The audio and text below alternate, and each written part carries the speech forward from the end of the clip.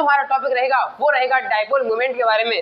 तो dipole moment को थोड़ा ध्यान से समझिएगा, क्योंकि डाइपोल मोमेंट जो आगे आने वाले जो एग्जाम होते हैं उनमें आता है, तो थोड़ा ध्यान से समझते हैं डाइपोल मोमेंट होता क्या है। कहीं ना कहीं जो डाइपोल मोमेंट की जो कहानी आती है वो बॉन्ड से आती है। पहले हम बॉन्ड का क्लासिफिकेशन करते हैं। सबसे पहले क्या होता है, बॉन्ड। यहाँ पे लिखते हैं हम बॉन्ड। बॉन्ड का क्लासिफिकेशन कहीं ना कहीं हम दो तरीके से करते हैं। बॉन्ड दो तरीके के होते हैं, तो आपने पढ़े भी होंगे। पहला जो बॉन्ड होता है वो होता है कोवेलेंट बॉन्ड। पहला बॉन्ड क्या होता है, कोवेलेंट बॉन्ड। अब दूसरा जो बॉन्ड होता है उसको बोलते हैं आयोनिक बॉन्ड। क्या बोलते हैं, आयोनिक बॉन्ड। अब थोड़ा समझिए कि आयोनिक बॉन्ड क्या होता है और कोवेलेंट बॉन्ड क्या होता है। जहां पे शेयरिंग ऑफ इलेक्ट्रॉन होता है, वहां पे इलेक्ट्रॉन का शेयरिंग होता है, उस बॉन्ड को तो कहते हैं हम कोवेलेंट बॉन्ड। और आयनिक बॉन्ड क्या होता है, यहाँ पे भी शेयर होता है पर लेकिन यहाँ पे कंप्लीटली शेयर हो जाता है, तो जिसकी वजह से यहाँ पे पॉजिटिव चार्ज आ जाता है और नेगेटिव चार्ज आता है। तो आयनिक बॉन्ड क्या होता है, जहाँ पे कंप्लीटली चार्ज आ जाए तो वह वो जो बॉन्ड बनेगा वह उस बॉन्ड को कहेंगे हम आयोनिक बॉन्ड। आपके समझ में आया हुआ। अब समझते हैं हम कोवेलेंट की कहानी। कोवेलेंट बॉन्ड कहीं ना कहीं दो तरीके का होता है। कितने तरीके का, दो तरीके का। अब कहीं ना कहीं यहाँ पे कोवेलेंट बॉन्ड दो तरीके कैसे होता है समझिएगा। मान लीजिए आपके पास कोई ए एलिमेंट है और एक बी एलिमेंट है। अब समझिएगा ए की इलेक्ट्रोनेगेटिविटी ज्यादा है किससे, बी से। अब समझिएगा, जैसे मान लीजिए मैंने एक H यहाँ पे Cl लिया है और H लिया है, इन दोनों के बीच में बनाया है बॉन्ड। क्या बनाया है, बॉन्ड। अब समझिएगा, मैं पता है Cl की इलेक्ट्रोनेगेटिविटी ज्यादा होती है H से, तो इनके बीच में जो बॉन्ड है तो बन गया, पर लेकिन इस पर पार्शियल नेगेटिव आता है, इस पर पार्शियल पॉजिटिव आता है। क्यों, क्योंकि ये अपनी तरफ इलेक्ट्रॉनों को क्या करता है, खींचता है। ये अपनी तरफ इलेक्ट्रॉनों को खींच रहा है, तो जिसकी वजह से इलेक्ट्रॉन क्लाउड इधर बढ़ जाता है, इलेक्ट्रॉन क्लाउड इधर कम हो जाता है। तो समझ में आया हो, इलेक्ट्रॉन डेंसिटी इधर ज्यादा हो जाती है, इलेक्ट्रॉन डेंसिटी उधर कम हो जाती है। क्यों, क्योंकि Cl की इलेक्ट्रॉन नेगेटिविटी ज्यादा होती है इसलिए। तो इस पर तो बन गए पोल। क्या बन गए, एक तो ये पॉजिटिव है और एक नेगेटिव, तो कहीं ना कहीं इसको हम पोल कह सकते हैं। पोल का मतलब होता है दो सिरे बनना, पोल का मतलब सिरे, तो एक पॉजिटिव सिरा और एक नेगेटिव सिरा। तो कोवेलेंट तो था, मतलब शेयर तो हो रहा था इलेक्ट्रॉन, पर लेकिन ये चालाक निकला। अब जैसे समझिएगा, यहाँ पे मैं हाइड्रोजन लूं और ये रहा हाइड्रोजन, तो दोनों के पास एक एक इलेक्ट्रॉन होता है, पर ये भी क्या चाहते हैं कि बॉन्ड बनाना। आपको पता होगा बॉन्ड केवल सिंगल इलेक्ट्रॉन ही बॉन्ड बनाते हैं। तो ये कहता है H और ये वाला H कि भाई तू अपने इलेक्ट्रॉन को थोड़ा आगे रख, उधर वो वाला H कहता है भाई तू इलेक्ट्रॉन को आगे रख। अपना अपना दोनों इलेक्ट्रॉन पास रख लेते हैं, यहाँ पे H रहा, ये रहा H, तो ये दोनों बना लेते हैं आपस में बॉन्ड।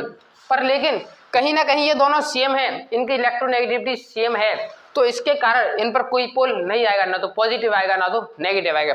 जैसे समझिएगा, जैसे O2 लिख दिया मैंने, O2, इसके पास भी यहाँ पे दो दो अनपेड इलेक्ट्रॉन, तो ये भी क्या कहता है, बॉन्ड बनाना। इसने अपने इलेक्ट्रॉन यहाँ रख के, सामने वाले ने भी यहाँ रख के, तो इन दोनों के बीच में क्या बन गया, बॉन्ड। तो इसके बीच में और इसके बीच में फर्क केवल इतना है कि इन दोनों की भी इलेक्ट्रोनेगेटिविटी सेम है, इन दोनों की इलेक्ट्रोनेगेटिविटी सेम है, पर लेकिन यहाँ पे जो बॉन्ड बन रहा है वो यहाँ पे सिंगल और यहाँ पे डबल है। तो इसका मीन्स यहाँ पे जो डबल बॉन्ड है इंटरेक्शन ज्यादा है, तो इसका मतलब ये बॉन्ड जो है मजबूत है, जबकि ये बॉन्ड कमजोर है। अब और समझिएगा, जैसे N3 जो मॉलिक्यूल होता है, N और यहाँ पे N और N के बीच में कितने बॉन्ड बनता है, 3 बॉन्ड बनता है। ये रहा, ये रहा, ये रहा। बस इन सभी में फर्क इतना है कि ये सबसे ज्यादा स्ट्रॉन्ग है, ये उससे कम है और ये सबसे कम है। तो आपके समझ में आया होगा। अब मैं यहाँ पे लिखता हूँ, कहीं ना कहीं एक तो ये रहा बॉन्ड जिसके कारण इस पर पोल बन रहे थे और इस पर पोल नहीं बन रहे, तो कहीं ना कहीं बॉन्ड कोवेलेंट बॉन्ड, शेयरिंग तो हो रही है, पर एक बॉन्ड का नाम होगा पोलर बॉन्ड जिसपे पोल बन गए, और एक का नाम नॉन पोलर बॉन्ड जिसपे पोल नहीं बने।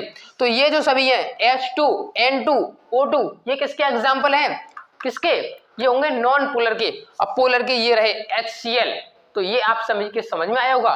और मैं आपको अभी बताता हूं, देखिएगा मैं यहाँ पे लिखता हूं। सबसे पहले यहाँ पे कंप्लीटली चार्ज आ जाए तो उसको तो बोलते हैं आयोनिक बॉन्ड। कौन सा बॉन्ड, आयोनिक बॉन्ड। तो बॉन्ड कोवेलेंट बॉन्ड दो तरीके के, एक को बोलते हैं हम पोलर बॉन्ड। क्या बोलते हैं, पोलर बॉन्ड। एक को बोलते हैं हम नॉन पोलर बॉन्ड। क्या बोलते हैं, non polar bond. Non polar bond के आप एग्जांपल देख सकते हो, H2 या N2, O2, ये सब किसके, आप देखिएगा A2, यदि मैं B2, इसका मतलब यदि A2 और B2 का मतलब है, मान लीजिए A कोई एलिमेंट है और मान लीजिए B कोई एलिमेंट है, ये दोनों आपस में बॉन्ड बना रहे होंगे, तो इन दोनों की इलेक्ट्रोनेगेटिविटी कैसी है, दोनों सेम है तो इसका मतलब इलेक्ट्रोनेगेटिव भी दोनों की सेम होगी, तो इसका मतलब इन पर कोई चार्ज नहीं आएगा, पार्शियल ना तो नेगेटिव आएगा ना तो पार्शियल पॉजिटिव आएगा, तो ये रहेगा नॉन पोलर, क्योंकि शेयर तो हो रहा है पर लेकिन पोल नहीं बनना। क्यों नहीं बनना? क्योंकि इनकी इलेक्ट्रोनेगेटिव भी सेम है, डिफरेंस नहीं है। पर लेकिन यहाँ पे हम ले लें कोई HCl, H और यहाँ पे ले लिया मैंने Cl, तो यहाँ पे बॉन्ड बनता है पर लेकिन इधर इलेक्ट्रॉन डेंसिटी बढ़ जाती है क्योंकि Cl की इलेक्ट्रोनेगेटिविटी ज्यादा होती है, तो इसलिए इस पर पार्शियली नेगेटिव आता है, इस पर पार्शियली पॉजिटिव आता है। पार्शियल नेगेटिव का मतलब इधर इलेक्ट्रॉन डेंसिटी बढ़ गई है, पार्शियल पॉजिटिव का मतलब इलेक्ट्रॉन डेंसिटी का कम होना। अब कहीं ना कहीं यहाँ पे पोल बन गए। अब पोल कितने बने हैं? पोल बने हैं 2। कितने पोल बने हैं? यहाँ पे हम लिख सकते हैं पोल बने हैं 2 पोल। और डाई का भी क्या मतलब होता है? 2। पोल का मतलब ध्रुव, पोल का मतलब सिरे। तो यहाँ पे कहीं ना कहीं 2 पोल बन गए यानी कि डाईपोल बन गया, तो इसी को कहते हैं हम डाईपोल मूवमेंट, जहाँ पे 2 पोल बन जाए। अब आपको समझ में आया होगा कि डाईपोल मूवमेंट की कहानी कहाँ से आती है। कहीं ना कहीं डाईपोल मूवमेंट की कहानी आती है पोलर बॉन्ड से। अब हम इसको मिटाते हैं, अब हम चलते हैं अपने सीधे डाईपोल मूवमेंट की तरफ कि डाईपोल मूवमेंट को कैसे रिप्रेजेंट करते हैं, कैसे रिप्रेजेंटेशन नहीं करते। सबसे पहले मैं इसको मिटाता हूँ, फिर लिखता हूँ डाईपोल मूवमेंट के बारे में।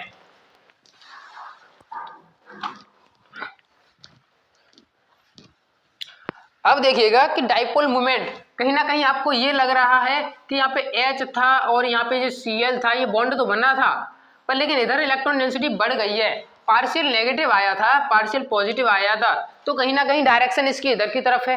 इसका मतलब यहाँ पे डायरेक्शन यूज हो रहा है, तो कहीं ना कहीं ये कैसी क्वांटिटी है? ये यूनिट है। ये कैसी क्वांटिटी है? ये एक वेक्टर क्वांटिटी है। डाईपोल मूवमेंट कैसी क्वांटिटी होती है? वेक्टर। आपके समझ में आया होगा डाईपोल मूवमेंट कैसी कहानी? वेक्टर। अब वेक्टर को यहाँ पर रिप्रेजेंटेशन दीजिए।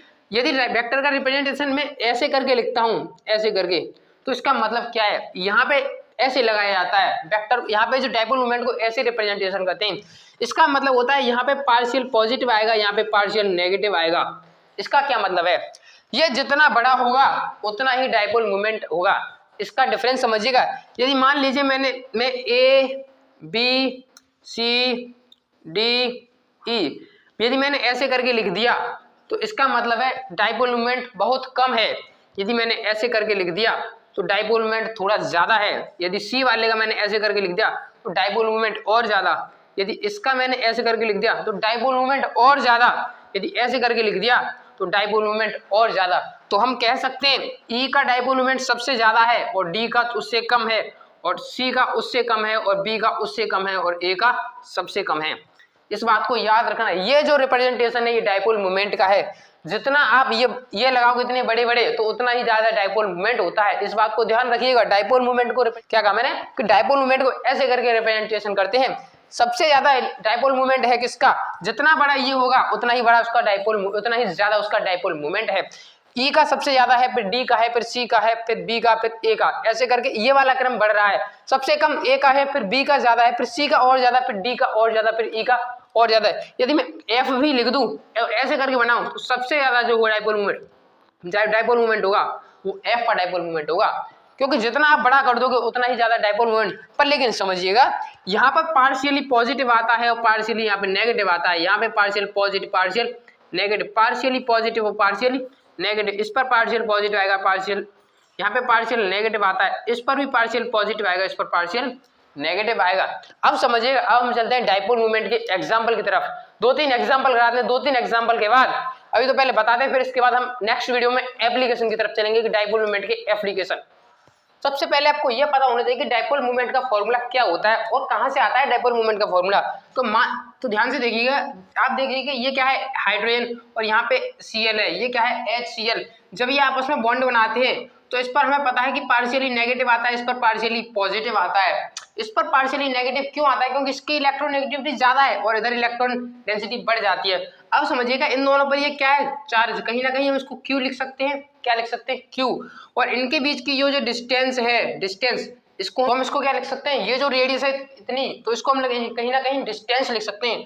तो इसी को बोलते हैं डाईपोल मूवमेंट, और इसको रिप्रेजेंट करते हैं किससे? म्यू से। तो म्यू इक्वल टू क्या होता है? आवेश, मतलब यानी कि चार्ज, Q मल्टीप्लाई बाई क्या? Distance. Mu multiply by distance, ये होता है इसका फॉर्मूला। और ये एक वेक्टर क्वांटिटी है। कैसी क्वांटिटी है? Vector quantity. अब हम समझते हैं इसकी सीजीएस यूनिट के बारे में और एसआई यूनिट के बारे में। तो सबसे पहले मैं इसको मिटाता हूं, फिर हम समझते हैं। अब देखिएगा, सबसे पहले आपको ये पता होना चाहिए 4.8 मल्टीप्लाई बाय 10 की पावर 10 कूलम होते हैं। अब समझिएगा सीजीएस यूनिट के बारे में। इसका फॉर्मूला मैं लिखता हूं सबसे पहले, mu is equal to q into distance.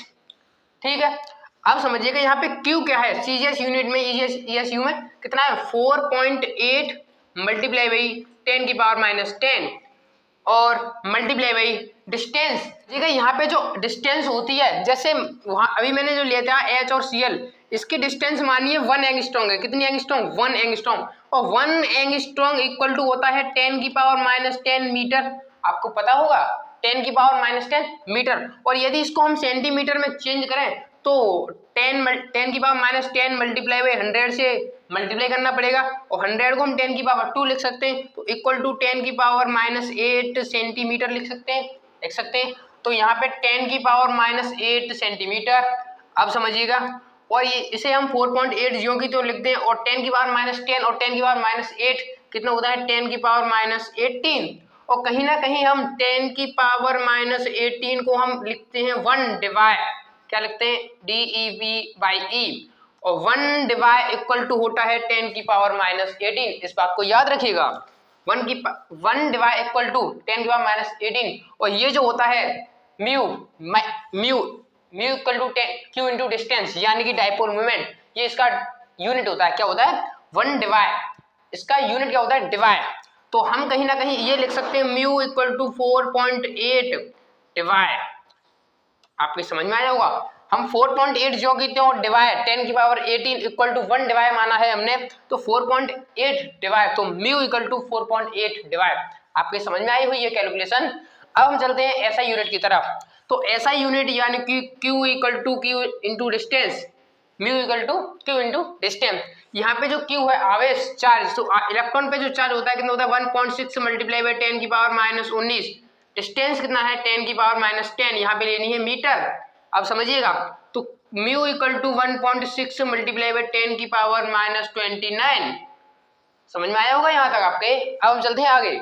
तो यहाँ पे जो हमने लिया है 4.8 मल्टीप्लाई 10 की पावर माइनस 18, तो यहाँ पे लिख सकते हैं ESU। और ये 10 की पावर जो माइनस 8 आया है वो कहाँ से आया है सेंटीमीटर से, तो यहाँ पे लिख सकते हैं सेंटीमीटर।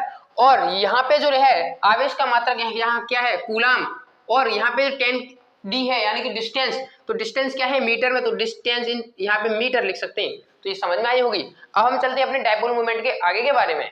तो अब हम चलते हैं डाइपोल मोमेंट के एग्जाम्पल की तरफ। तो सबसे पहले ये जो मैंने क्रम लिख रखा है ये है इलेक्ट्रोनेगेटिविटी का। इधर से इधर जाने पर इलेक्ट्रोनेगेटिविटी बढ़ रही है, क्योंकि आने वाले एग्जाम्पल में काम देगी इलेक्ट्रोनेगेटिविटी। तो सबसे पहले मैं एग्जाम्पल लेता हूँ किसका, BeCl2 का।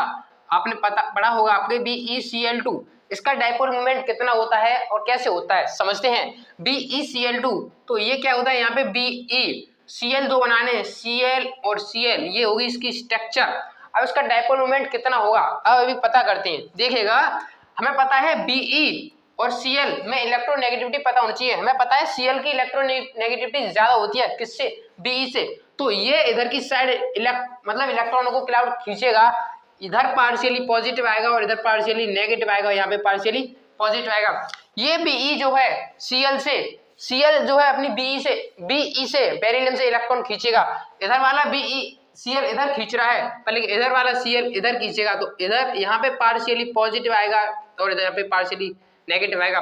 तो कहीं ना कहीं देखिएगा ये जो है Cl और ये वाला Cl, मानिए दोनों एक ही हैं, मार्कर अलग है पर लेकिन एक ही मानिए। ये Cl इधर खींच रहा है, ये Cl इधर खींच रहा है, तो दोनों जो है एक दूसरे से कैंसिल आउट हो जाएंगे। इसका डाइपोल मोमेंट 0 आएगा, क्योंकि ये इधर खींच रहा है, ये इधर खींच रहा है, क्योंकि दोनों की Cl और Cl की दोनों एक है, तो इलेक्ट्रोनेगेटिविटी दोनों की सेम होगी। तो इसका हम लिख सकते हैं म्यू इक्वल टू 0। इसका म्यू कितना होगा डाइपोल मोमेंट 0। अब हम चलते हैं CO2 की तरफ। अगला एग्जांपल CO2, आपको पता होगा इसका मतलब BeCl2 की जो स्ट्रक्चर होती है कैसी होती है, लीनियर। अब अगला एग्जांपल अब देखते हैं CO2 की स्ट्रक्चर कैसी होती है, और CO2 और इधर लिखते हैं H2O। अब CO2 की स्ट्रक्चर कुछ ऐसे होती है, C ऐसे होता है, डबल बॉन्ड O ऐसे बनता है और डबल बॉन्ड O ऐसे बनता है। अब H2O की स्ट्रक्चर कुछ O ऐसे करके होती है, आपने पढ़ी हो तो। अब देखिएगा CO2, यहाँ पे जो ऑक्सीजन है और इधर कार्बन है, हमें पता है कार्बन ये रहा और ऑक्सीजन ये रहा, ऑक्सीजन की इलेक्ट्रोनेगेटिविटी बहुत ज्यादा है कार्बन से, तो इधर की साइड ये अपने इलेक्ट्रॉनों को खींचेगा, इधर पार्शियली पॉजिटिव आएगा, इधर पार्शियली नेगेटिव आएगा, ऐसे ही ये खींचेगा, इस पर पार्शियली पॉजिटिव आएगा, पार्शियली नेगेटिव आएगा। तो ये भी क्या होगा, ये इधर खींच रहा है ऑक्सीजन, ये इधर खींच रहा है, तो दोनों एक दूसरे को कैंसिल आउट कर देंगे, डाइपोल मोमेंट जीरो। तो इसका म्यू इक्वल टू कितना होगा, जीरो। समझ में आया होगा। अब H2O की स्ट्रक्चर कुछ ऐसे होती है और H2O पे यानी कि ऑक्सीजन पे दो लोन पेयर होते हैं। अब समझिएगा यहाँ पे ये लोन पेयर है, तो ये लोन पेयर है। अब देखिए ऑक्सीजन और कार्बन में ऑक्सीजन की इलेक्ट्रो, ये रहा ऑक्सीजन, ये रहा हाइड्रोजन, ऑक्सीजन और हाइड्रोजन सॉरी, तो इनकी इलेक्ट्रोनेगेटिव बहुत डिफरेंस है, ऑक्सीजन की बहुत ज्यादा है, तो ये इधर खींचेगा, इधर इलेक्ट्रॉन जाएंगे, तो इधर पार्शियली पॉजिटिव आएगा, इधर partially negative, partially positive partially negative, और ऊपर लोन पेयर और है, तो टोटल जो टोटल डाइपोल मूवमेंट होगा वो ऊपर की तरफ जाएगा। तो इसका मतलब इसका dipole movement mu does not equal to zero, इसका म्यू जीरो नहीं होता, क्योंकि ऑक्सीजन इधर खींच रहा है, ये वाला ऑक्सीजन इधर खींच रहा है और ऊपर से लोन पेयर है, तो टोटल जो डाइपोल मूवमेंट होगा वेक्टर के हिसाब से ऊपर जाना चाहिए, तो इसका डाइपोल मूवमेंट जीरो नहीं होता। तो डाइपोल मूवमेंट जीरो नहीं होता तो कितना होता है, इसका डाइपोल मूवमेंट जो होता है 1.84 होता है। तो याद रखिएगा म्यू का इसका डाइपोल मूवमेंट 1.84 होता है। अभी हम और एग्जाम्पल की तरफ चलते हैं डाइपोल मूवमेंट के, तो ध्यान से देखिएगा, यहाँ पे मैं एग्जाम्पल और बता रहा हूँ। तो देखिएगा CH4 का डाइपोल मूवमेंट और CCl4 का डाइपोल मूवमेंट। तो CH4 की स्ट्रक्चर कहीं ना कहीं कुछ ऐसे होती है, CH4 की स्ट्रक्चर यहाँ पे हाइड्रोजन, यहाँ पे हाइड्रोजन, यहाँ पे हाइड्रोजन, यहाँ पे हाइड्रोजन, तो इन दोनों की जो स्ट्रक्चर होती है वो कुछ ऐसे नहीं होती, इसको हम बोलते हैं टेट्राहेड्रल बोलते हैं। तो इसका डाइपोल मूवमेंट चारों स्ट्रक्चर में बना के दिखाता हूँ, अभी देखिएगा CH4 की स्ट्रक्चर कुछ ऐसे होती है, ध्यान से देखिए, दो ऐसे करके होते हैं कार्बन और एक कुछ ऐसे करके होता है, मतलब क्या है, ये टेट्राहेड्रल होती है, ऐसे करके हम यहाँ पे बना सकते हैं। इसका डाइपोल मूवमेंट टेट्राहेड्रल होने के कारण इसका डाइपोल मूवमेंट जीरो होता है, ना तो लोन पेयर है ना ही कुछ है, तो और CCl4 का भी डाइपोल मूवमेंट जीरो होता है। अभी हम और एग्जाम्पल की तरफ चलते हैं। अब देखिएगा NF3 का डाइपोल मूवमेंट, NH3 का डाइपोल मूवमेंट, एग्जाम्पल क्या है, NH3 का डाइपोल मूवमेंट, तो N कहीं ऐसे बनता है, एक H इधर, एक H इधर, एक H इधर, तो यहाँ पे हाइड्रोजन, यहाँ पे हाइड्रोजन, यहाँ पे हाइड्रोजन, और इसके पास एक लोन पेयर भी होता है। अब समझते हैं इसका डाइपोल मूवमेंट।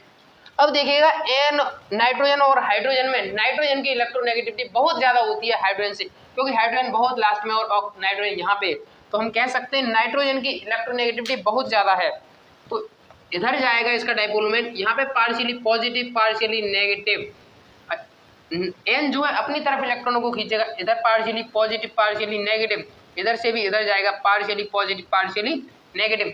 अब टोटल जो डाइपोल मूवमेंट जा रहा है वो वेक्टर के हिसाब से ऊपर जा रहा है, और ऊपर लोन पेयर और है, तो टोटल जो डाइपोल मूवमेंट लोन पेयर का भी ऊपर जा रहा है, तो टोटल डाइपोल मूवमेंट है वो एक ही डायरेक्शन में जा रहा है, तो कुछ ना कुछ डाइपोल मूवमेंट होगा, यहाँ पे कोई कैंसिल आउट नहीं हुआ है, डाइपोल मूवमेंट जीरो नहीं होता।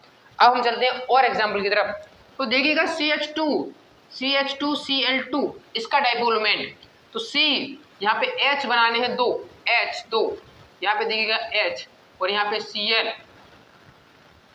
इसका डाइपोल मूवमेंट भी जीरो नहीं होता, mu does not equal to zero. और CHCl3 ये डाइपोल मूवमेंट